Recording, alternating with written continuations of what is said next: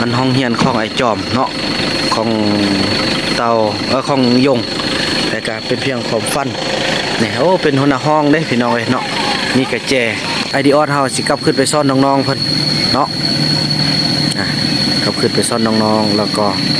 จะมียังกิจกรรมหลายๆอย่างยงไปเช้าจำใจกับบุญยงอยู่ป่าเพราะว่าเขาไม่เห็นหามาแล้วบ่มาแล้ววันนี้อันไอเดียสิไปซ่อนเพิ่นอยู่ป่า ยังขึ้นฮอดเพิ่นอยู่เนี่ยโอ้พี่น้องหมู่แต่ละคนก็ทำให้จอมใจกับบุญยงพี่น้องเนาะสบายดีสบายดีพี่น้องเนาะก็ถือว่ามื้อนี้ก็เป็นโอกาสดีที่ไอเดียเฮาเนาะนี่จะได้ไปโรงเรียนพี่น้องเอ้ยถือว่ายินดีต้อนรับทุกท่านเข้าสู่ช่องดีออดเพื่อนคนป่าพี่น้องเอ้ยเนาะคือว่าความเป็นมาก็เป็นเด้เนาะพี่น้องเอ้ยเปิดตัวเป็นทางการเนาะเพราะว่าช่องนี้ก็จะเป็นช่องของน้องชายของบาวบุญนำพี่น้องก็คือไอดีออดเนาะเนี่ยตอนนี้ก็ถือว่าที่ผ่านมาก็คือว่าเด็กน้อยเผาต้องเหลืองหรือว่าคนป่าเพิ่นเคยมาอาศัยอยู่ที่นี่แล้วมื้อนี้เพิ่นก็ไปโรงเรียนพี่น้องเนาะแล้วบาวบุญนำก็มาโอ้ล้มเรื่องสิไปห้ามไปเรียนละแล้วเพิ่นสิกลับขึ้นไปซ่อนพี่น้องเนาะกลับขึ้นไปซ่อนอันน้องๆมู่ๆอยู่ที่ป่าพี่น้องเอ้ยเนาะแต่ว่าตอนนี้เพิ่นจะไปโรงเรียนก่อนเนาะแต่ว่าฝากติดตามช่องของไอดีออดเด้อมาขึ้นเลยขึ้นทางใดนี่พี่น้องเนาะต่อไปจะได้เบิ้งบ่าวบุญนำจะได้ฝึกซ้อมให้เพิ่นจับกองหรือยังตัดต่อทุกอย่างเป็นถือว่ามอบสิทธิ์เป็นซ่องน้องชายแล้วพี่น้องเอ้ยเด้อไปส่งอันไอเดียออดกันเด้อจับสั้นแล้วพี่น้องเอ้ยเนาะไปถือว่ามีไล่อันที่จะเด่นพี่น้องเนาะเดี๋ยวเบิ้งกันต่อไปพี่น้องเอ้ยถือว่าตอนนี้ไอเดียออดกำลังจะไปโรงเรียนเป็นบ่เลยก็ถือว่าประมาณเมื่อใดน้องดีออสสิไปหาอันโจอันเต่าน้อยนะประมาณเมื่อใดเซ็งแล้วพี่น้องเอ้ยเนาะเซ็งแล้วเราเกี่ยมนั่นเด้ออันเครื่องเต่าน้อยเครื่องยงก็ยังมีอยู่บ่อยู่อันเฮือนนะมีคันมีแล้วน้องเกี่ยมมันเก็บใส่อันใส่ถุงเด้อเวลาไปหาอันเขาเจ้าแล้วก็เอาเต้าอันนี้เครื่องยงเครื่องจอมเด้อนะแล้วก็เก็บปุ่มแบบเฮียนเด้อเก็บปุ่มเฮียนยังไปซ่อนได้เครื่องเหมือนเดียวนี่โอ้เก็บไปนำตอนปุ๊กกี้ก็สิไปเด้อไปนอนนำกันพี่น้องเพราะว่าจะใส่อดีออดแล้วก็อีเมเนาะไอ้เสื้อว่าบัดมันนั่นเราก็สิเฮ็ดซ่องโอ้ไอ้เสื้อก็ยังเฮ็ดซ่องโอ้ได้บ่เนาะเสื้อว่าบัดนั่นเราสิเฮ็ดอันบอก FC เนี่ยฟังเนื้อฟักตัวดีออดเด้อสิฟังเนื้อฟักตัวเด้อฟังเนื้อฟักตัวเด้อนบโอตนวานก็ต้องนบขอฟังเนื้อฟักตัวเด้อขอฟังเนื้อฟักตัวเด้อดีออดสิกลับขึ้นไปซ่อนน้องๆมูเดี๋ยวสิกลับขึ้นไปซ่อนน้องๆมูในเมื่อดีออดปิดเทอม3 เดือนเนาะแล้วพบกันก็ถือว่าไปนอนไอเพิ่นเลยเด้อพอไอจีเนี่ยก็ไอฟังน้ำนองกับอีแม่ล้มอีแม่หันช่วยแปลว่าช่วยเขาเจ้าบ่ได้หยังกะให้เขาเจ้าได้เขียนได้ไอเป็นเนาะพออยากให้เขามาเขาก็บ่มาเลยพี่น้อยแต่ว่าเฮียนหันไอบุญนำได้ถามเลยก็ถามแล้วว่าอยากบ่อยากไปโรงเรียนแต่ว่าอยากได้หนังสือสินะฉะนั้นน้องกับอีแม่แหละจะได้ไปช่วยเขาเจ้าซ่อนเขาบ่อยากมาแล้วก็อยากให้น้องไปซ่อนอยู่พุ่นสัตว์ไอไปเฮ็ดบ่นอนเฮ็ดหยังไว้ทั้งหมดแล้วแหละแป้งดันเนาะไอ้น้ำต้นบุญยงอยู่บุญยงบ้างนี่เอากับไฟพื้น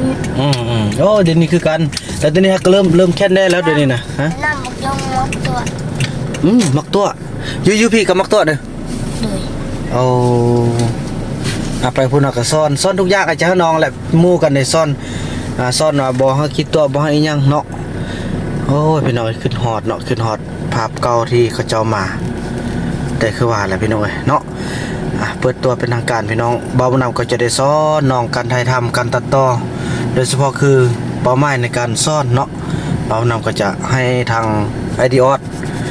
ที่ว่าเป็นที่นึงทุกเดือนเลยเนอะนับแต่ป.ใดขึ้นมานี่ป.1เดือนนี้ฮอตป.2เนาะถือว่าทุกเดือนนี่มันที่นึงเลยบ่ ถือว่ายอมรับพี่น้องเอ้ยเนาะน้องชายของเบาน้ำเก่งต่อไปไอ้ก็สิให้น้องอันไอ้น้ ฮะ ำเรื่องนี้ให้ครูบาเล่าอีก เดือนนี้นะเราที่ เลย เป็นแสดงเราที่ นั่นน่ะให้ครูเล่าอีกล่ะ เชื่อซ้อมไหมพี่น้อยเพิ่นก็สิได้อันนั้นเด้เนาะก็สิแบบอันอ้ายๆเด้บ่แม่นเนาะใครตัวนั้นหุ่นใครตัวนั้นอย่าออกไปเลยอันนี้คือโรงเรียนอดิออสพี่น้องเนาะหายไปส่งก่อนเลยไปเบิ่งพี่น้องเลยโอ้ยนี่พี่น้องห้องมันห้องเรียนของไอ้จอมเนาะของเตาของยงแต่ก็เป็นเพียงความฟันนี่โอ้เป็นหัวหน้าห้องเด้พี่น้องเลยเนาะมีกระแจนี่โอ้บ่เห็นจอมใจด้นแล้วเนาะใส่ห้องไอเดียอดตัวนี้บ่โอ้เพิ่นเป็นหัวหน้าห้องเด้พี่น้องมีกระแจเด้นี่เป็นหัวหน้าห้องผู้ใดอยู่ห้องไอเดียอดนี่คนนี้ก็อยู่คนนี้ไอเดียอดเป็นที่หนึ่งคู่เดือนเลยโอ้ยไอเดียอดเรียนเก่งบ่โอ้ได้ที่หนึ่งคู่เดือนเลยโอ้พี่น้องเอ้ยเนาะนี่ห้องเก่าห้องจอมใจแล้วก็บุญยงเนาะแต่คือว่าอะไรพี่น้องเอ้ยเขาเจ้ามันบ่ได้อยู่ละนี่พัดลมเนาะพัดลมกะโอ้พี่น้อง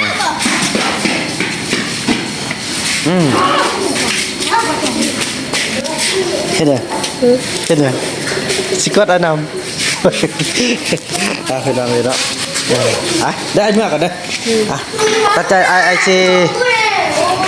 นั่นเด้อไอซีเมื่อเวียนละกามไอซีมาฮับเอาบัดอันน้องจบโรงเรียนแล้วก็ไปซ่อนจูน้องๆเด้อเอาอีแม่ไปนำเกี่ยมเครื่องอยู่เครื่องนอนนี่ยังตั้งละไอซีอันนั้นไปนอนบายคนเลยเด้อนั่นเอาบายฝากติดตามช่อง iDOT Channel เด้อพี่น้องเนาะตอนนี้ก็มีคนติดตามอยู่ 6,000 กว่าคนฝากติดตามช่อง iDOT มีเป็น YouTube แล้วได้เนาะเป็น FC iDOT เด้อต่อไปเด้อไอฮอลโลดนี่เด้อพี่น้องเนาะโอ้พี่น้องเลือดแต่ความทรงจำพี่น้องเลือดแต่ความทรงจำในห้องเรียนพี่น้องเลยบ่าวนำเฮ็ดสุดที่แหละพี่น้องแต่ก็บ่ประสบความสำเร็จก็ย้อนว่าเขาเจ้าเลือกเองมาพาดท่าตอนที่บุญกอกข้อใหญ่นี่แหละพี่น้องเอ้ยพาดท่าตอนเดียวนี่เท่านั้นถ้าฮู้จะเป็นแบบนี้คือว่าแหละพี่น้องเอ้ยเนาะเฮาอยู่นำบ้านนำเมืองก็ต้องไปนำบ้านนำเมืองแต่ก็ทุกคนก็บ่คิดว่ามันสิเกิดวันนี้ถ้าเกิดวันนี้ก็คงจะบ่ได้เอาไปแสดงแน่นอนเนาะก็บ่เป็นหยังพี่น้องเอ้ยอย่างน้อยก็ไอเดียเฮาสิกลับขึ้นไปซ่อนน้องๆเพิ่นเนาะกลับขึ้นไปซ่อนน้องๆแล้วก็จะมียังกิจกรรมหลายๆอย่างจำใจกับบุญยงอยู่ป่าเพราะว่าเขาไม่เห็นหามาแล้วบ่มาแล้ววันนี้อันไอเดียสิไปซ่อนเพิ่นอยู่ป่า ยังขึ้นฮอดเพิ่นอยู่เนี่ย โอ้พี่น้องหมู่แต่ละคนก็ทำหาจอมใจกับบุญยงพี่น้องเห็นเนาะโอ้ยอนาคตของลูกๆสู้จนที่ว่าอย่างน้อยก็ให้มันได้เฮ็ดให้เฮ็ดหน้าเนาะพี่น้องเนาะบ่ให้ไปอยู่ป่าแล้วก็แล้วเพราะว่าความหวังก็ที่ว่าจะได้หนังสือก็ยังมีอยู่เพราะว่าแม่แล้วก็น้องชายของบ่าวบุญนำจะไปซ่อนเพิ่นเนาะฝากติดตามพี่น้องเนาะซองนี้เป็นซองของอันนั้นเนาะมอบโอนคืนเป็นซองของเมื่อก่อนเป็นซองนิกซานาโพเนาะเพิ่นก็ขายพี่น้อยขายให้เสี่ยวบ่าวบุญนำแล้วทีนี้เสี่ยวเพิ่นก็มีภาระอีกพี่น้องเอ้ยซองนี้ต้องเป็นซองมีภาระเด้ก็ถือว่าบ่าวบุญนำก็ได้ซื้อคืนให้น้องสายเนาะจำนวน5 ล้านกว่ากีบพี่น้องเอ้ยเนาะ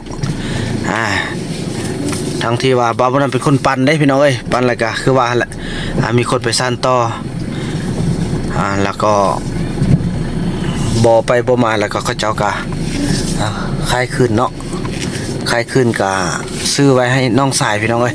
เพราะว่ามีพรสวรรค์พี่น้องเว้าภาษาไทยบ่เก่งได้พี่น้องเอ้ยเนาะ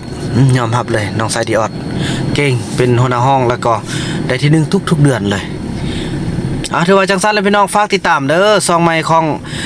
iDiot พี่น้องเลยเนาะเบานำมาอัปเดตอีกประมาณบ่ทอได้เดือนก็จะเอาปิดเทอมก็สิเห็นทางแม่แล้วก็น้องสายของเบานำไปซ่อนลูกๆตอนนี้เบานำสิกลับคืนไปไปอนามัยสถานที่บ่ที่จะเฮียนบ่ที่พักอาศัยให้แม่ให้พ่อเนาะพ่อเพิ่นก็สิเที่ยวไปเที่ยวมาเด้ขอเป็นห่วงพี่น้องเอ้ยเนาะโดยเฉพาะก็คือแม่ของบ่าวผู้นำพี่น้องเป็นห่วงเรื่องการเรียนของลูกๆให้มีอนาคตเนาะถึงว่าจะบ่ไปใกล้กับข้อทำใดอันใดเขียนเป็นแล้วก็นับเลขนับหยังให้มันเป็นนั่นน่ะพี่น้องเนาะจังซั่นเลยพี่น้องเนาะเดี๋ยวคลิปนี้บ่าวนำจะขออนุญาตจบคลิปกับช่อง Diot Channel ณตอนนี้กันเนาะแล้วก็พบกันในเรื่องราวตอนต่อไปพี่น้องเอ้ยคลิปนี้เบาบุญนำและกระทั่งiDiotขอกล่าวคำว่าสบายดี